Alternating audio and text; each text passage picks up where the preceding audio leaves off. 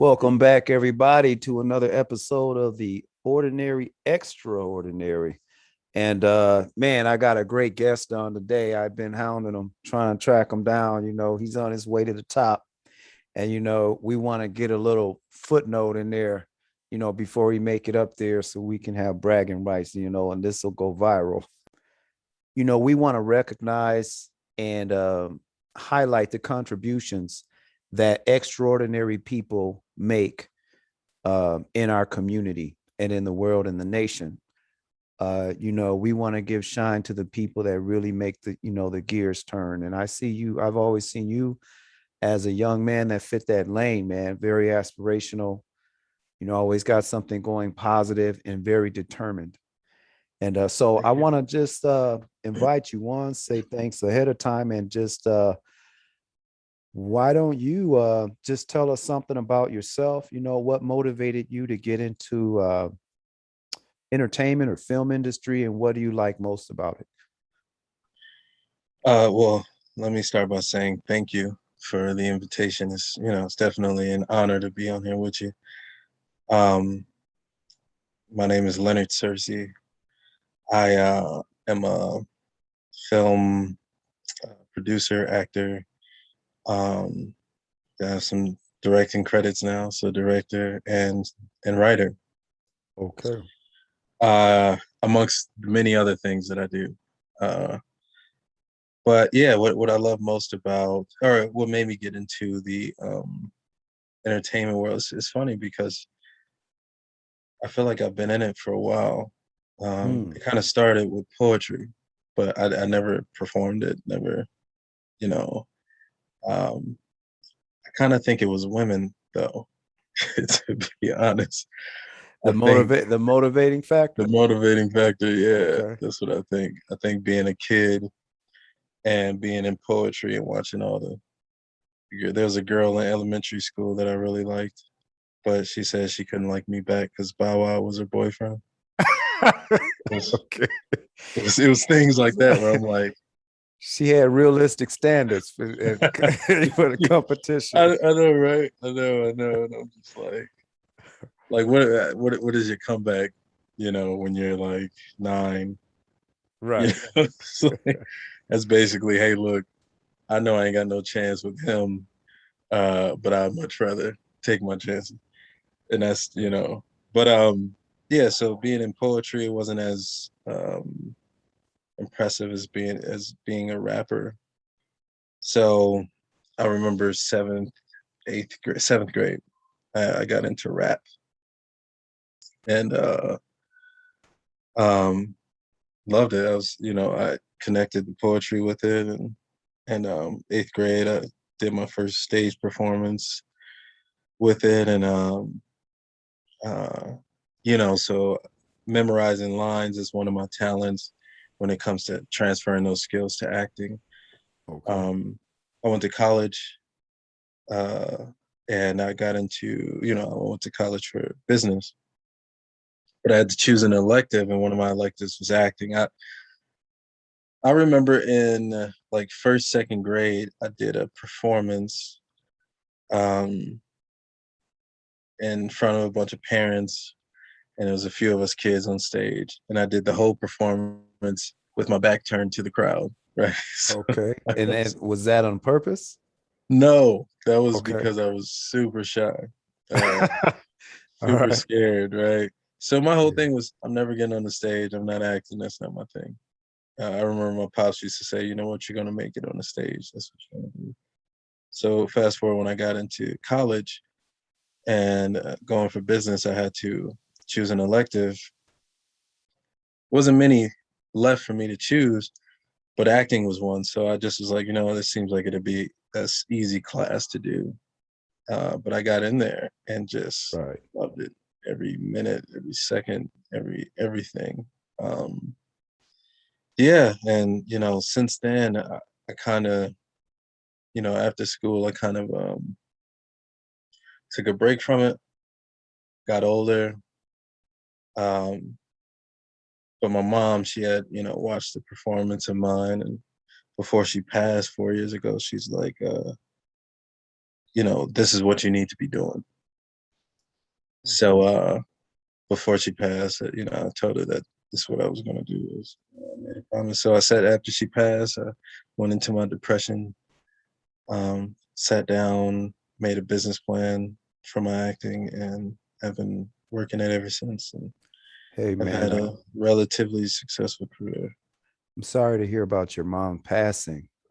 More than that, I'm glad that you were able to sort of take that and as a transformative force and be able to direct that and cause it to be um, give momentum, even if it were emotional, psychological momentum, whatever form of energy that was, you're able to use that to fuel something positive and turn it into, um, from what I'm gleaning from what you're saying, something to honor and Yeah, to honor, I, I think you only got those two choices. It's like either you use this very pivotal um, uh, and extremely emotional shift in your life, and you use it to either better things or worsen things. Because you know, some of yes, us, and I mean our kids, like some of us had different shifts. You know, it shifted us in different ways. right, I'm right, just, you know, I'm happy that she stayed on me about just doing, you know, continue to have positive impact on the world, and you know, so to honor her, you know, man. that's what this journey is about.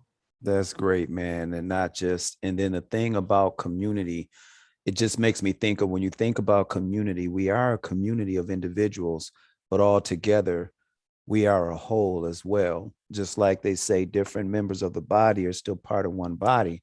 And Yeah, in the sense that you honor your mother, in the same sense, you're honoring yourself, you're honoring the community, because no member of the community is ever truly disconnected, whether they're doing something positive or vice versa. yeah, You can't. yeah. No man is an island, and that goes for woman as well.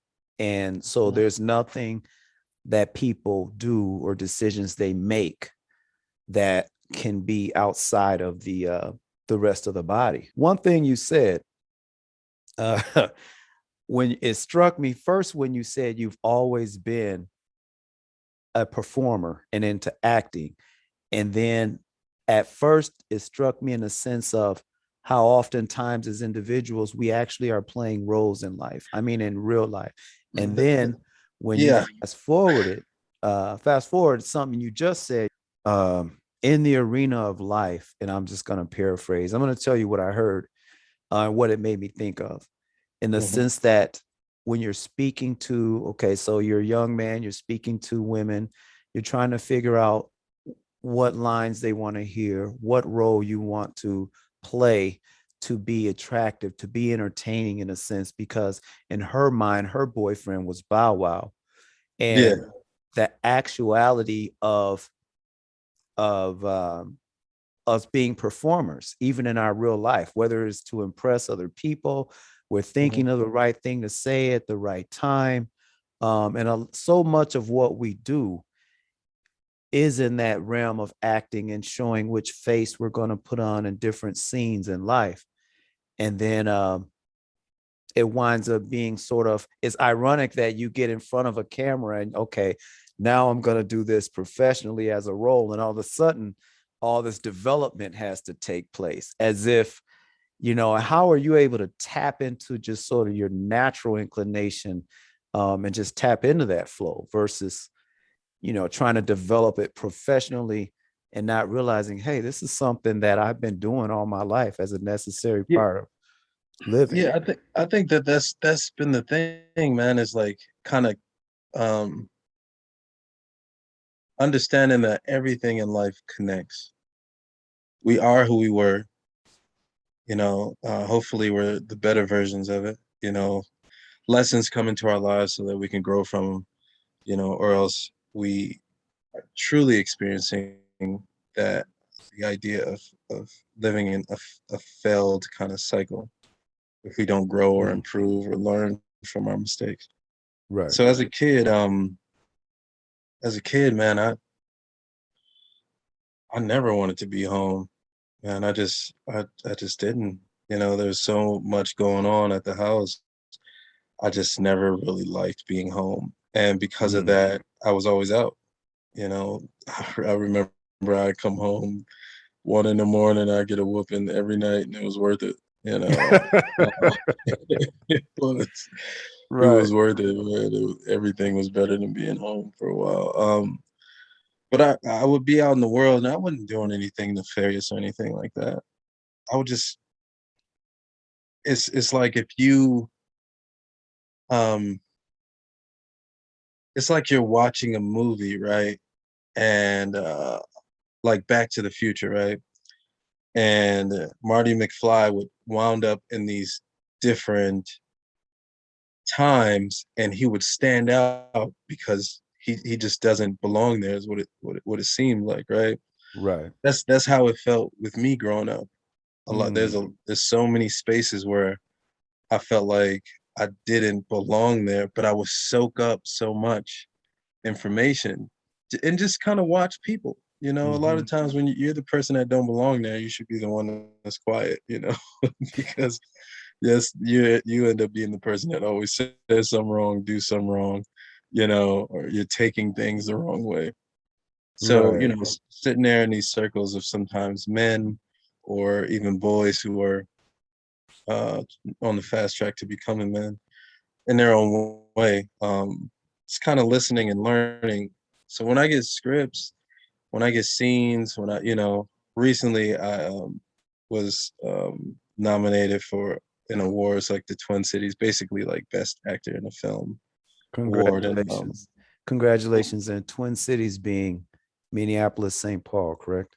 yeah, exactly. Yeah. Well, what I attributed a lot of that to is like when I get a script, it's so crazy, but sometimes I know exactly what this person is saying and how they would say it and what they feel, just automatically.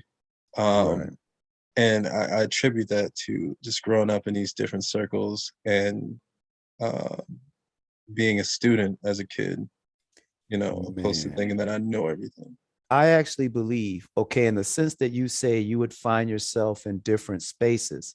And Mhm. I like that metaphor that you give, that it's like being a man out of time or in a different time, because you're listening to people talk, you're watching the way they move, but it doesn't necessarily seem um I mean, you can understand it sort of objectively, but Mhm.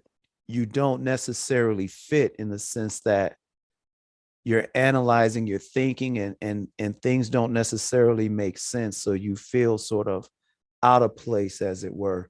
And I Yeah. think that actors, artists, sort of people that tend to fall or sort of walk to their own rhythm on that part of the spectrum, I think that oftentimes the only difference between that person and the mainstream is that when an artist, for example, or a writer or an actor, they find themselves amongst a group of people and they feel out of place. I would argue that all of those individuals are out of place in a sense because no one is the same. So they are Yeah. all individuals by definition. It's Yeah. just that one of them is resilient enough to say, you know what? I am me. I'm not any of you, and I'm not definitely not all of you together. So Yeah. I am honest with myself and saying I'm out of place. But if everybody was honest, you know, there would be no mainstream. I think a lot of people they don't either have the courage or the intellect to say, actually, I have my own thoughts. I'm my own person. I feel a I would different way instead of being able to just sort of go with the flow. You know what I mean? tell me what you think about this, because what I feel like it is faith, right? Um, like even as a kid, like I just had this faith that I knew who I was, right? I knew I liked this, I didn't like this, this was right, this was wrong, this is Right. good, this is bad. But I knew it wasn't my place to judge anybody or to be like, you shouldn't be doing this because I think this way. Right. So it was easier for me to be honest because I had this other kind of idea. Whereas, like, if I was thinking from a survival kind of point of view, every space that I'm in, I'm just trying to survive in And adapt to. and adapt to it, right? Right. And then you want Opposed exactly. I th- opposed to I I put myself in here, but I know I don't belong here. I think that that's true, and I also think that I think that is also a condition or mindset in general that has been either purposefully or coincidentally weaponized against the community. I Because agree. when you have strong individuals who have a strong moral compass that points true north, i.e., faith, uh, and then for those that are not, listeners that are not necessarily religious per se, it's still a moral compass that you have to have absolute morals, and you have to have right and wrong. Yeah. Everything cannot be just sort of up to interpretation at any given Right. moment. Right is right, wrong is wrong. And when you have those of us that would speak out, uh, sort of conditioned to say, well, I can't judge them. And I'm not even talking about passing judges. I mean, using good judgment, saying, hey, Hmm. man, what you're doing is wrong. And Yeah. that's wrong. And that's going to, over there, what you're doing over there, that's going to lead to bad results. Yeah. Oftentimes in a cancel culture environment, um, we are sort of self censoring in a lot of ways. Reality is stranger than fiction. Yeah. Yeah. Reality is stranger than fiction. That's the truth, man. Because we think we know what normal is. Something that I've been under. I've been kind of growing into, like my life is like shifting. Especially with all these things happening, all these really positive accolades, and just how film is changing my life. Um, Right. in the way that it is, there's a shift. You begin to, your relationships begin to change.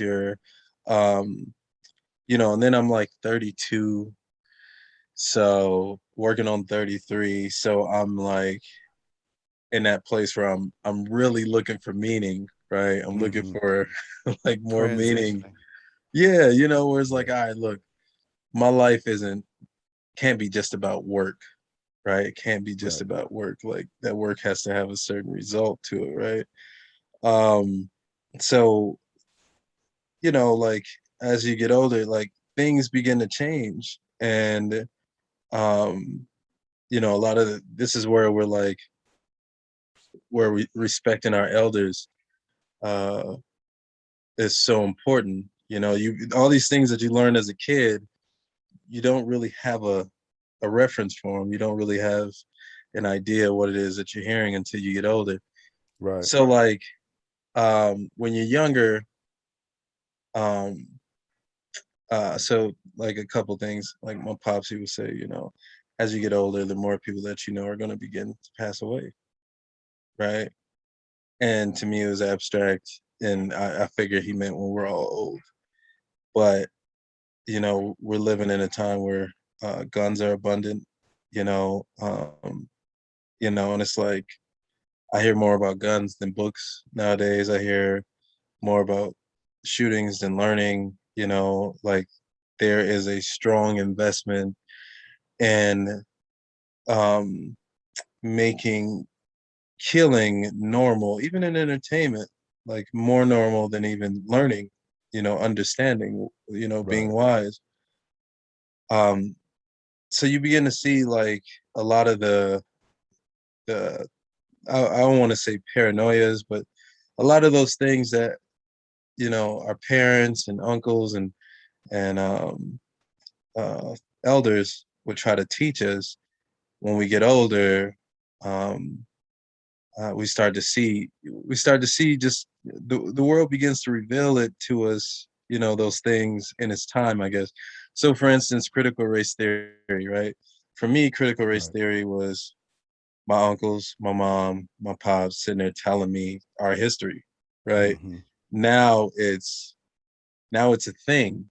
Now it's Right. like, and then us as a people, we are like, um, we're defending it, and it's so hard to explain because it's based on these different concepts in my mind, the way that I have to think about it. Right. I don't defend certain things or have an opinion against certain things because I have no relationship with them, right? And at the same time, like I I don't defend certain things or try to explain certain things because I don't feel like I have to. For instance, if Right. you talk about cancel culture, if somebody, 20 years down the line was like, yo, you said this thing that wasn't cool, why can't I just say, yeah, I said it, but I've grown from it and it is what it is. Or no, I didn't. Or okay, but it's none of your business. You know Right. what I mean? And it just be Yeah. that. Like why do I gotta explain your privacy about like your culture, about what's important to you and your people and how like the things that our parents taught us You know, uh, you know, become matter less and less over time.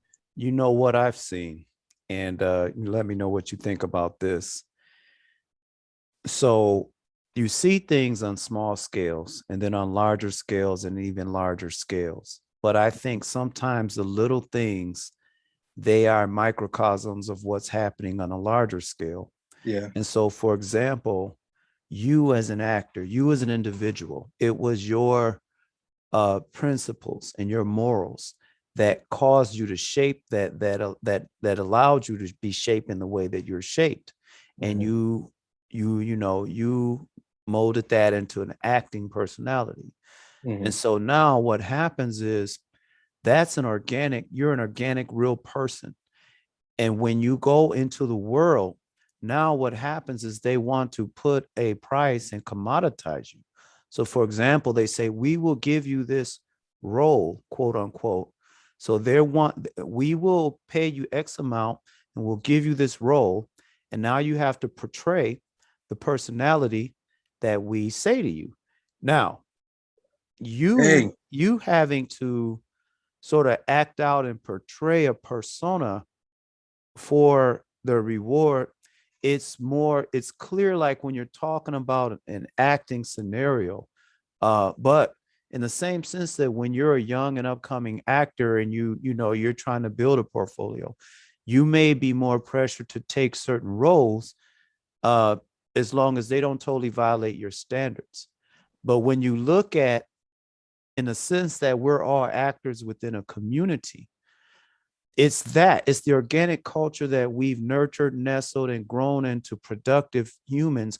When we want to go out and deal with the world, what they're going to do is commoditize it. So even the lessons you learn from your parents and everything, you know uh, it becomes it becomes a thing that becomes trivialized in a sense, because once the word once the word and the attitude and the philosophy of our forefathers gets gets into mainstream, right? It becomes commoditized. So say we say critical race theory, and you're like, well, that's nothing but talking about our past, where we mhm. came from, how we had to fight and struggle within the United States. That's a real organic thing. It's caused us who we are. Well, no, now you can get so many views and clicks on CRT on Facebook, TikTok, Wookie Right. Wookie Tuki Tuki. Yeah, You can yeah, get but all these clicks. So, and we're entertaining it.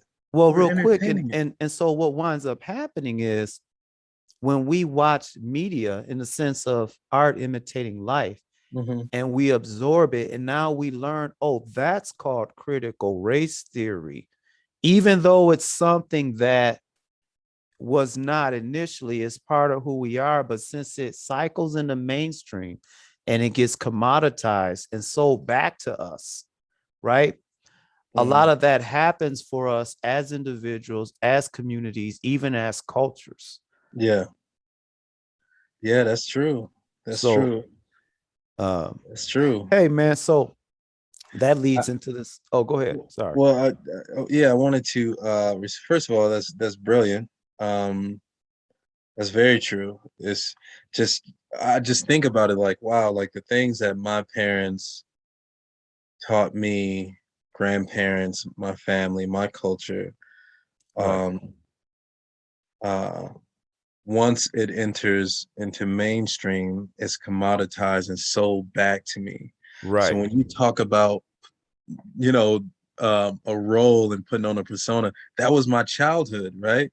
A lot of Right. people that I Right. saw, a lot of people I saw were acting alike, right? And like I had this kind of relationship with folks just based on my personality, where people would tell me their secrets or they would be themselves around me, right? Yeah. And being able to see like, oh, like that's not you. Like you're really a nice guy, but here in this particular circle out in the world, you act like this other kind of guy. And it's Right. and it's because you've been given a role And a script to and a follow. script to follow. And if you sound like this and act like this, the world won't see that you're scared.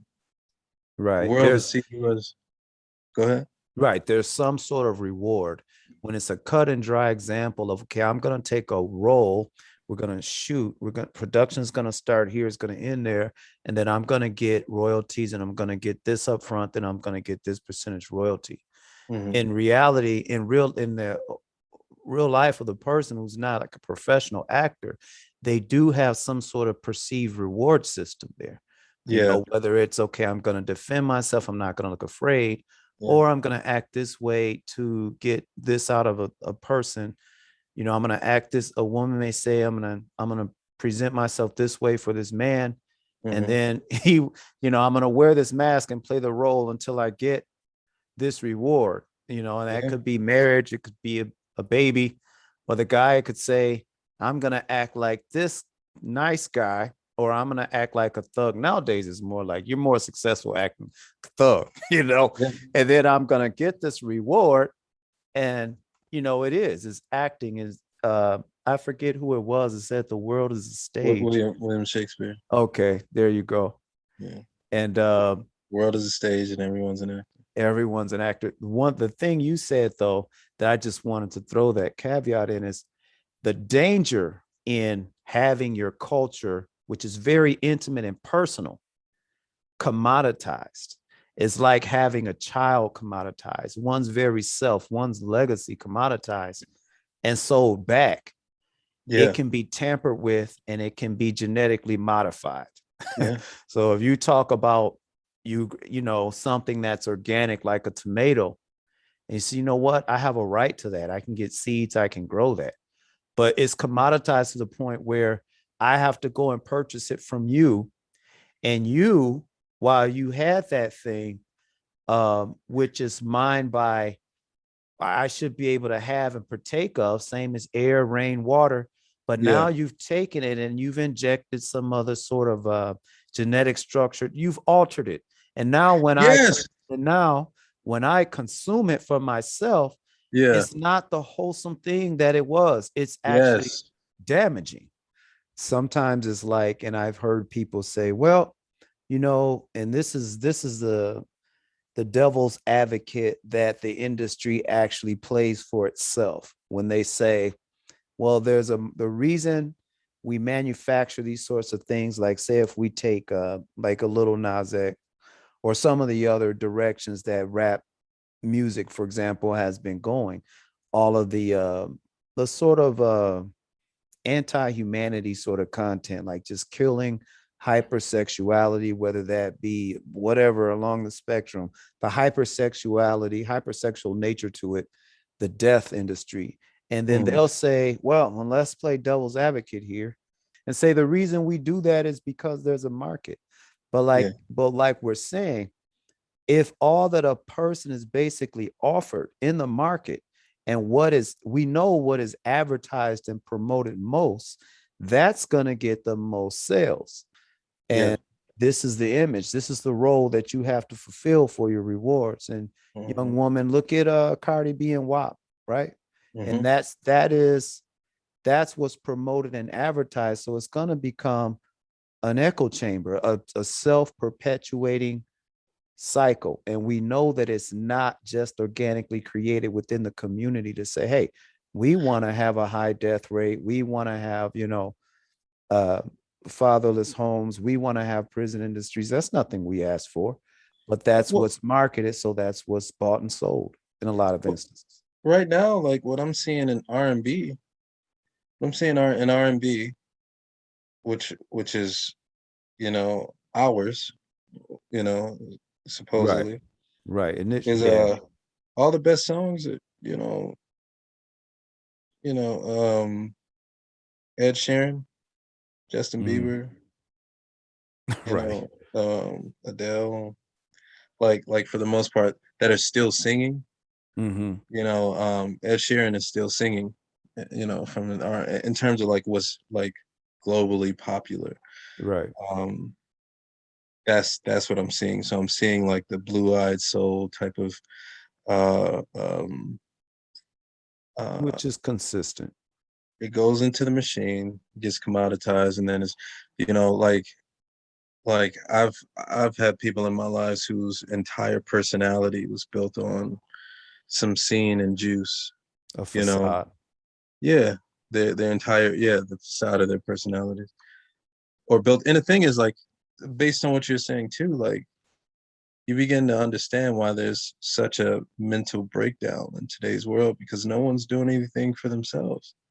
Well, Yeah. Leonard, uh, I'm sorry, but I know you've heard, like, so you're in acting class, for example, Yeah. and or if you speak with yourself, or suppose say we speak to Denzel or someone, Denzel Washington, and then Mhm. they say the best roles I ever played were the ones where I actually began to believe that I was that person. Yeah. Even though I am not that person in reality, I felt after immersing myself into the role so much, there became a point to where I began to actually lose myself to that other person.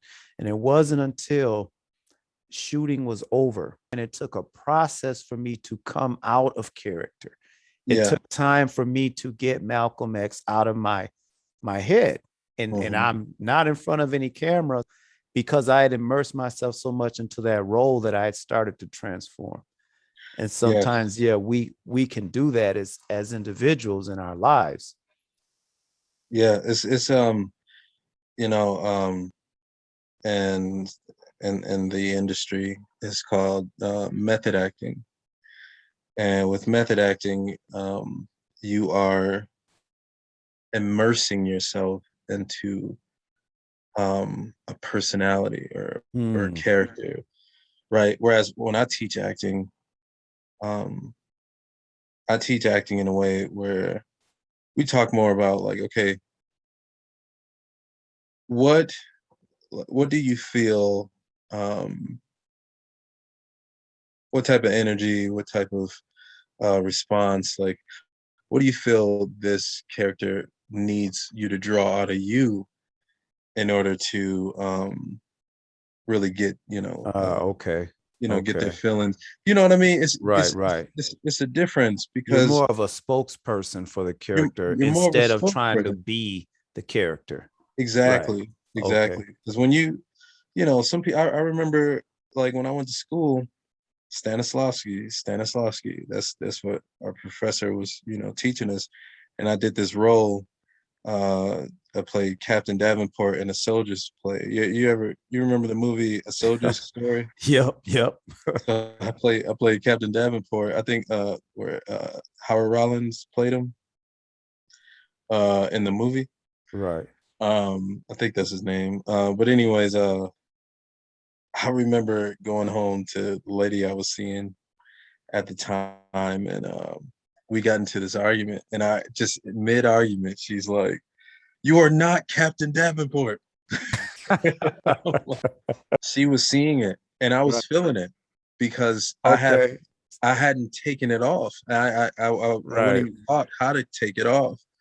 I just know when I was aware of it, I was like, "Whoa!" Like, Now what? I don't even imagine, remember what we were arguing about. Like, Now imagine you're going and you get into that role and you're playing it, and most people you encounter encourage you and actually yeah, tell you, "Hey, you are Captain Davenport." And yeah, when you try and step out of that character, you yeah, try to do something different. No, man, you're Captain Davenport. yeah. Don't you No, ever forget it. but that's happened, right? So, my brother, I played Levy in a play called Ma Rainey's Black Bottom, right? It was directed by Kevin West, and this was the play that like put me on, right? So one of the last films Chadwick Boseman came out with was Ma Rainey's Black Bottom. Denzel bought all the rights to all of August Wilson's work.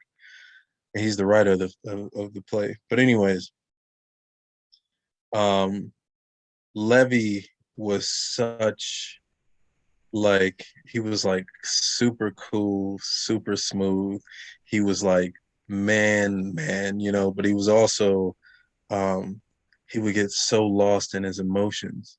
Mm, You know, he was so emotional.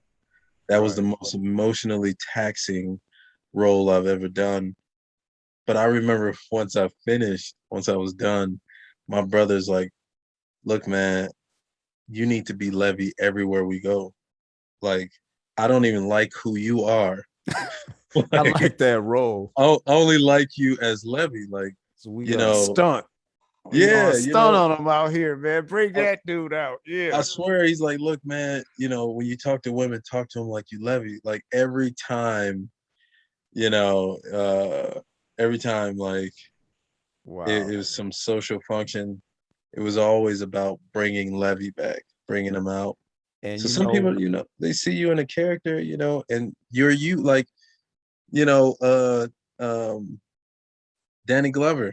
That's Mister. Like I right, a right. lot of folks And was like, speaking of that, man, and I know we got to move on to another question, but speaking yeah, of that, it just makes me think of sometimes that's a good thing. It's productive. It's acceptable. So if we have careers, when we go to the career, and there's certain demands that the job requires to get the job done, and it's a positive job overall. Now we yeah, know we have to switch into different roles, whether we're a supervisor or a worker or we're an engineer.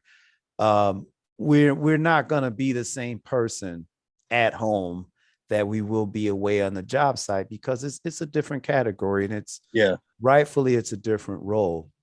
yeah, But I think that, like, yeah, like what you're saying, I think it speaks to the artist in terms of how much of myself is okay. So say like a writer says, I have something within me that I want to be, that I want to express. hmm, But if I do that holistically, it's not going to be appealing hmm, to the other person because they may not understand it. So, what I must do is interpret that and present it in a way and in a language that's going to be appealing to them so that they will buy into it and listen. And then I have to find the balance between how much of my craft do I dedicate to expression, self-expression, versus how much of the craft do I dedicate to its impact value, the entertainment value. Like Prince, for example, some songs he would write where you'd hear it and it's going, it's like, what is he doing? He's like, no, you know what? I wrote that song for myself on Lake Minnetonka, whatever he was saying, you know. yep, yep, yep. It's when he wanted a hit, So you got to uh, balance. do himself, right? And Yeah, then when he says, but when I want to get a message across to the most amount of people, and it's going to be also commercially viable, I have to translate all of that, all the guitars. It can't just be, it's got to be with a tempo, with a rhythm, with a certain structure, so that then people, will receive it. So I imagine we as people, we go through life, and we're all, like you say, the world is our stage and we're actors. And the roles we play sometimes, sometimes we have to market ourselves in ways where it's received. it's multicultural. Yeah, yeah. Yeah, we have to market ourselves in a multicultural way, you know, Facts, man. and And that's the toughest thing, you know. Sometimes, like, you know, like, especially for writers, like, words are so important and their meaning is so important. Sometimes you look around the world, you like looking around the room and be like, oh, y'all think that means that? Like, no, it But don't they mean say, that. Leonard, am I the only one hearing this? Yeah. Sometimes